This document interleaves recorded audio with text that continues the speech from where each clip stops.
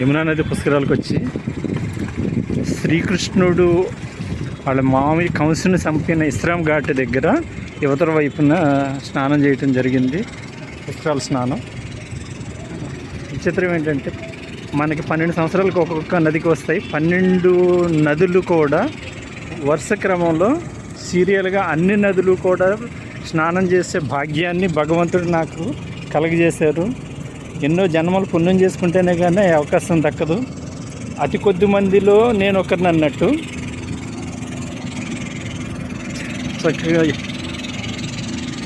ఉదయాన్నేమో నర్మదా నదిలో స్నానం చేసాము. ఇప్పుడేమో యమునా నది పుష్కరాల స్నానం చేసి ఫ్రెషప్ అవుతున్నాం. మళ్ళీ ఇక్కడి నుంచి రాజస్థాన్ వెళ్ళి బ్రహ్మ పుష్కర స్నానం కూడా చేసి రావాలి.